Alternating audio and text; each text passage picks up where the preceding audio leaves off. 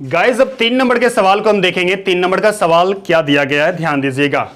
देखिए 3 नंबर के सवाल में हमको एक बहुपद दिया गया है और उसके अन्य सभी शून्यंक ज्ञात करनी है। ओके, यदि इसके 2 शून्यंक दिए गए हैं, देखो ये 2 शून्यंक दिया गया है, ठीक है। तो सबसे पहले मैं बता दूं कि ये 2 शून्यंक दिया गया है और इसके माध्यम से जो px है यानी जो बहुपद दिया गया है उसका जितना भी शून्यंक होगा सभी शून्यंक ज्ञात करेंगे, ठीक है। तो सबसे पहले कंफर्म कर दूं कि ये जो बहुपद दिया गया है इसका शून्यंक कै गो होगा, इसके बारे में हम बात करते हैं। तो मैं आपको बताऊं कि अगर आपको द्विघात बहुपद हो, 2 घात वाले बहुपद हो, तो उसका शून्यंक कितना निकलेगा, 2 गो निकलेगा, ठीक है। अगर त्रिघात वाले बहुपद हो यानी 3 घात वाले बहुपद हो तो उसका शून्यंक कितना निकलेगा, 3 निकलेगा। बात समझ में आ रहा है। अगर 4 घात वाले बहुपद हो तो उसका शून्यंक कितना निकलेगा, 4 निकलेगा। बात समझ में आ रहा है, क्लियर है। तो ठीक इसी प्रकार ये जो 3 नंबर में जो सवाल दिया गया है ये चतुर्घात बहुपद है, यानी उसके 4 घात है बहुपद का, तो उसके कितना शून्यंक निकलेंगे, 4 निकलेंगे, जिसमें से 2 दिया गया है और 2 निकालनी है। ओके, तो चलिए कैसे निकालेंगे, ध्यान दीजिएगा। सबसे पहले क्या कर लेंगे, हम मान लेंगे, माना बहुपद, हम px मान लेते बहुपद को क्योंकि इतना बड़ा लिखने में दिक्कत होगा, ठीक है। मैं px मान लेता हूं। माना बहुपद px के शून्यंक, क्या शून्यंक है, यहां पर लिखा है √5/3 तथा -√5/3 है। क्लियर है, बात समझ में आ रहा है। चलो ठीक है। अब देखो जब ये शून्यंक है, ये शून्यंक है px का, तो ध्यान दीजिएगा इसका हम गुणनखंड, इस पर ध्यान दीजिएगा, थोड़ा सा गौर कीजिएगा, ठीक है। तो ये x का मान निकला, अगर शून्यंक है तो ये x का मान है। क्लियर है। हम करेंगे क्या कि ये जो देख रहे हैं प्लस में, इसको माइनस में लिख लेंगे, यानी x -√5/3 ऐसे मैंने लिख लिया। क्लियर। अब इसको क्या करेंगे कि x और ये माइनस में है तो प्लस में लिखेंगे, यानी कि 5√5/3। क्लियर है, यानी एक प्लस में लिखना है और एक माइनस में लिखना है। बात समझ में आया, ओके ठीक है। अब देखो यहां पर एक फॉर्मूला के बारे में हम बात करूं आपसे कि a + b × a - b, ये फॉर्मूला है। ये इसके बदले में हम लिख सकते हैं a² - b²। याद नहीं है तो याद कर लेना इसको। क्लियर है। तो हम यही फॉर्मूला यहां पे लगाएंगे। इसको अगर a मानते हैं और इसको b मानते हैं तो a - b × a + b। बात समझ में आ रहा है। तो वही हाल है, इधर कर लो या इधर कर लो, a - b × a + b आएगा तो क्या लिखेंगे हम, a² - b², ये हम लिख सकते हैं। ओके, तो हम इसकी जगह पर लिखेंगे x² माइनस में 5/3 इसका भी स्क्वायर मैंने कर दिया।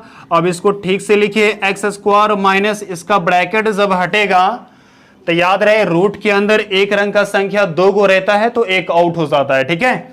तो 5 2 गो है क्योंकि उस पर में स्क्वायर लगाया ना, तो 5 और 3 दोनों 2 गो है तो एक हम निकाल लेंगे, यानी 5 निकल जाएगा और 3 निकल जाएगा। बात समझ में आई।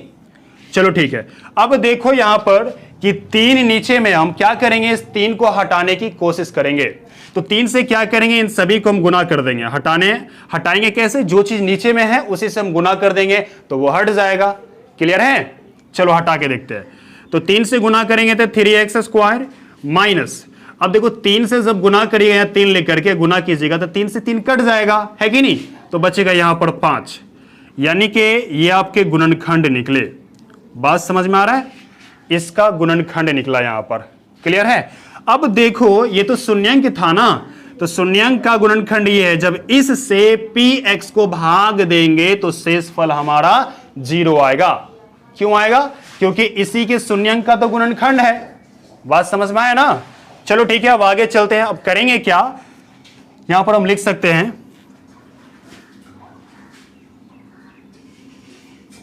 का एक गुणनखंड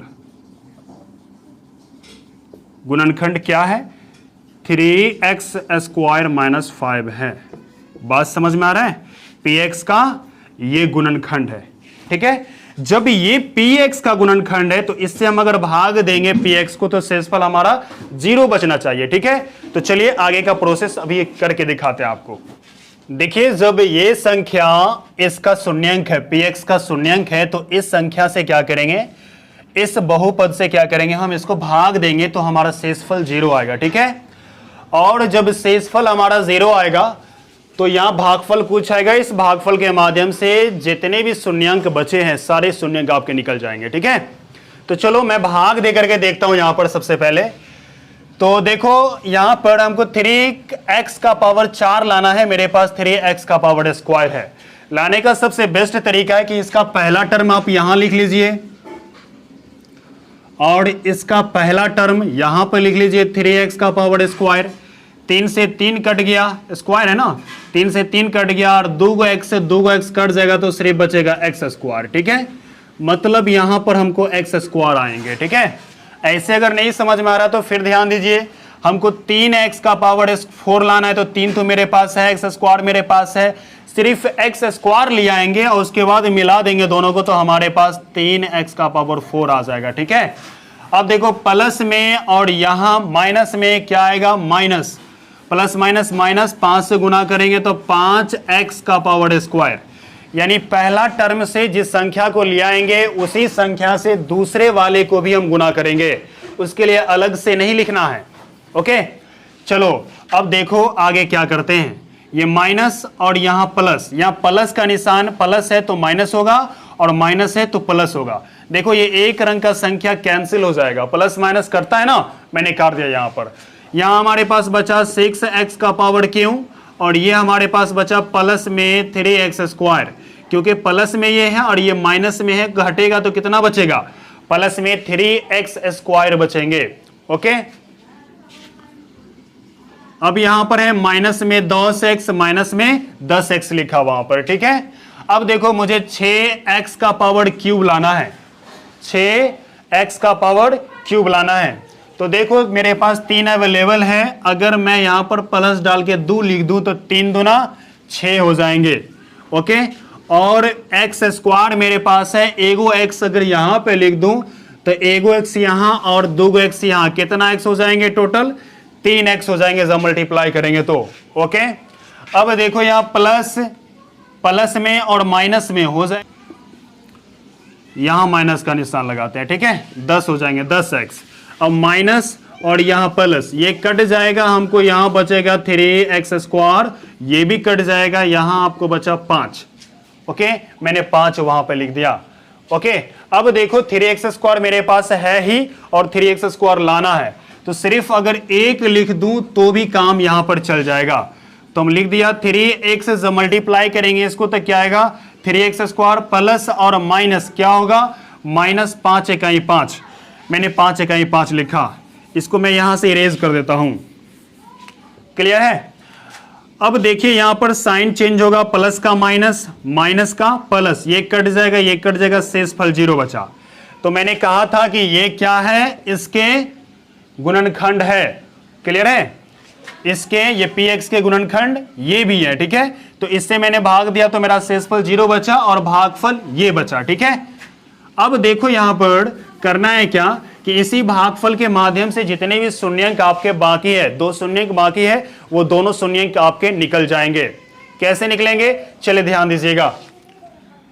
तो हम यहां पर लिखेंगे, एक फॉर्मूला के बारे में बताऊं आपको कि भाज्य बराबर भाजक गुना में भागफल प्लस में शेषफल, ठीक है।